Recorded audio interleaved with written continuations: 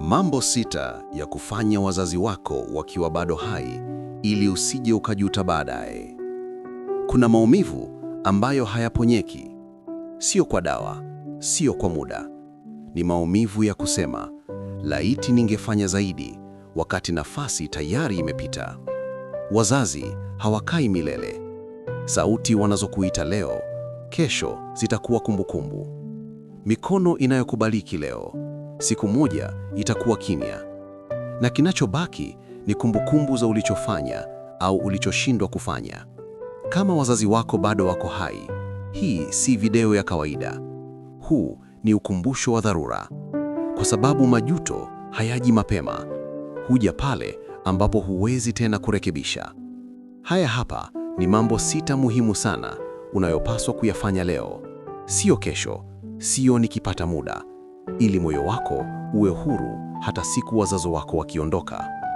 Kabla hatujaendelea, hakikisha una subscribe kwenye chaneli yetu ya GR Hamasa Wisdom ili tuendelee kujifunza ukweli unaojenga maisha. Moja, waambie kwa wanawapenda bila aibu. Wazazi wengi waliishi maisha yao yote bila kusikia maneno haya kutoka kwa watoto wao. Sio kwa sababu hawakupendwa, bali kwa sababu watoto wao waliogopa kusema. Usifikiri wanajua, usidhani wanahisi. Maneno yana nguvu ambazo vitendo pekee havina. Maneno haya matatu, nakupenda mzazi wangu, yanaweza kuponya majeraha ya miaka mingi ya uchovu, ya kujitoa, ya kunyimwa. Usisubiri hadi sauti iwe kaburini. Usisubiri hadi picha iwe ukutani. Sema leo, sema mara nyingi, sema kwa dhati.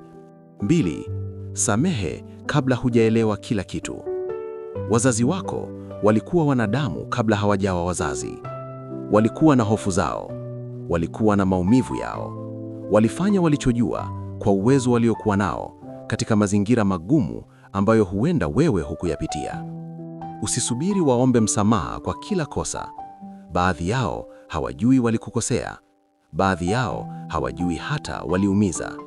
Lakini kumbuka hili, msamaha sio kuwahalalisha. Msamaha ni kuachilia mzigo ulio kwenye moyo wako. Usibebe hasira mpaka siku ya mazishi. Samehe mapema, jiokoe. 3, wape muda wako, sio mabaki ya ratiba yako. Usiwatembelee ukiwa umechoka tu. Usiwapigie simu ukiwa huna cha kufanya. Wazazi wanahitaji uwepo wako, sio mabaki ya ratiba yako. Kaa nao bila simu mkononi. Sikiliza hadithi walizokwisha simulia mara 100. Uliza maswali hujawahi kuuliza. Ulikuwa nani kabla sijazaliwa? Ndoto zako zilikuwa zipi? Kumbuka, siku wakiondoka, hakutakuwa na muda wa kulipa dakika ulizodharau. Na majuto hayo huuma zaidi usiku wa manane. 4, wasaidie wakiwa na nguvu, sio wakiwa dhaifu. Usisubiri wazazi wako wawe wagonjwa, wawe wazee sana, ndipo uanze kuwajibika. Wasaidie sasa wanapotembea. Waheshimu sasa wanapoongea. Wawezeshe sasa wanapoweza kufurahia. Heshima ya kweli haionekani kwenye mazishi, inaonekana kwenye maisha ya kila siku. Kuwasaidia wazazi wako leo ni uwekezaji wa baraka kwa maisha yako ya kesho. 5, linda heshima yao mbele za watu. Usiwaweke hadharani kwa lawama. Usiwafanye mada ya mizaha. Usiwaseme vibaya hata kama umeumizwa. Ukomavu wa kweli sio kushinda mabishano, ni kulinda heshima ya mzazi wako hata pale ulipo na sababu ya kulalamika. Unapowaheshimu wazazi wako hadharani, unajijengea heshima yako mwenyewe, na dunia hulipa heshima kwa heshima. 6, waombe baraka zao kwa dhati. Kuna baraka ambazo hazitoki kanisani, wala msikitini, wala kwa marafiki. Zinatoka kwa wazazi. Waombe wakuombee, waombe wakubariki, waambie ndoto zako bila kuogopa kuchekwa. Baraka ya mzazi ni ngao isiyoonekana, lakini yenye nguvu ya kufungua milango ambayo juhudi pekee hushindwa. Na sasa sehemu muhimu zaidi, usipime upendo kwa machozi utakayotoa siku ya mazishi.